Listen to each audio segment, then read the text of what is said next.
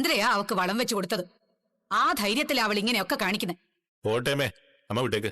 ഇനിയിപ്പോ അവളങ്ങ് വന്നാമൊന്നും പറയാൻ നിൽക്കണ്ട. അവളെ അങ്ങനെ വിട്ടാ പറ്റില്ലല്ലോ. അമ്മയ്ക്ക് പോലും അച്ഛമ്മയുടെ മുമ്പിൽ നിൽക്കുമ്പോ മുട്ട് പറിക്കും. പാർലെടുത്തേ അച്ഛമ്മ പേടിയില്ല. പേടിയുണ്ടായിരുന്നു ഇങ്ങനെ പറഞ്ഞു പറ്റിക്കോ? ഡാടാടാ നിർത്ത്. നീ എവിടെയായിരുന്നു ഇത്ര നേരം?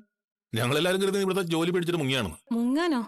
എവിടെ ആയിരുന്നു നീ ഇത്ര നേരം? മാർക്കറ്റിൽ പോയി വരാൻ ഇത്രയും സമയം വേണോ? അതച്ഛമ്മ, എന്റെ ഫോണേ സൈലന്റ് മോഡിലായിരുന്നു. അങ്കിൾ വിളിച്ചത് ഞാൻ അറിഞ്ഞില്ല. അതിനിടയിൽ പാർലറിൽ നിന്ന് ഒരു സ്റ്റാഫ് വിളിച്ചു. അപ്പൊ അവിടെ വരെ ഒന്ന് പോണ്ടി വന്നു. അതാ വൈകിയത്. അച്ഛൻ വിളിച്ചപ്പോ ഫോൺ സൈലന്റ്. പാർലറെടുത്ത് കേട്ടതേ ഇല്ല.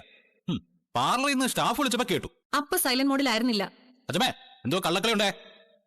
ചെവി പിടിച്ചൊന്നേ വട്ടം കറക്കിയാ മതി. സത്യം പറയും. എന്ത് കള്ളക്കളി? പാർലർ വാടക കെട്ടിടത്തിലായിരുന്നല്ലോ. വാടക കൂട്ടിത്തരണമെന്ന് ഓണർ പറഞ്ഞിരുന്നു.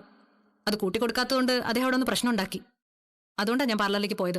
അവ ഷോറൂമിൽ പോവുകയാണെന്ന് കള്ളം പറഞ്ഞ് ഇറങ്ങാൻ നോക്കിയത് കൊണ്ടാ അവനെ ഞാൻ പറഞ്ഞു വിട്ടത്. മൊത്തം കള്ളത്തിനാണല്ലോ അച്ഛമ്മേ. ഇങ്ങനെ എല്ലാ കാര്യത്തിലും പൊരുത്തുള്ള ഭാര്യാവർത്തകന്മാരെ ഞാൻ ആദ്യമായിട്ടാണ് കാണുന്നത്. ഈ പാർലറെടുത്ത് പറഞ്ഞൊക്കെ അച്ഛമ്മ വിശ്വസിച്ചോ?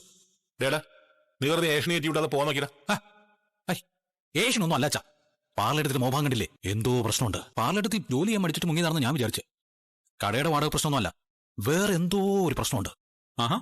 ശരിന്നോ? ദേവതേർത്തി, ഫുഡ് റെഡിയല്ലേ? ഞങ്ങൾ എത്തി. മാറിപ്പോയി. ശ്രുതിയെടുത്തി, ഫുഡ് റെഡിയല്ലേ?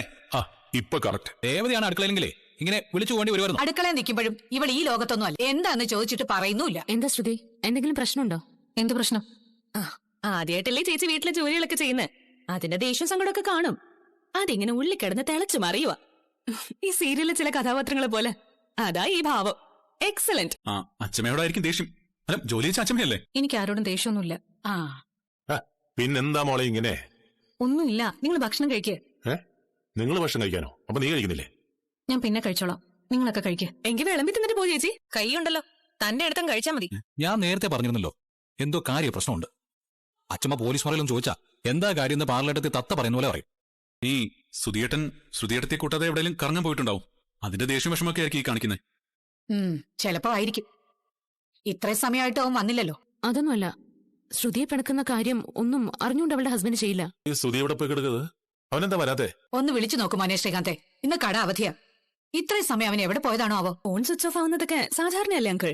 ശ്രുതിയേട്ടൻ വന്നോളും. കൊച്ചുകുട്ടിയൊന്നും അല്ലല്ലോ. നിങ്ങളൊക്കെ എന്തിനാ ഇങ്ങനെ ടെൻഷൻ അടിക്കുന്നത്? ഒരു നേരം കഴിഞ്ഞ് മക്കൾ വീട്ടിലെത്താതാവുമ്പോ ടെൻഷൻ കാണും മോളെ. നിങ്ങൾക്കൊരു മക്കളൊക്കെ ആയി കഴിയുമ്പോഴേ മനസ്സിലാവും. ഇത്തിരി സമയം മെനക്കെട്ടാ എന്താണെന്ന് കണ്ടുപിടിക്കാൻ പറ്റും. നീ പോലീസൊന്നും അല്ലല്ലോ, കാർ ഡ്രൈവർ അല്ലേ. ആ ജോലി ചെയ്താ മതി. പോലീസിന്റെ ജോലിയൊന്നും നീ ചെയ്യണ്ട. വന്നിരുന്ന് ഭക്ഷണം കഴിക്കാൻ നോക്കടാ.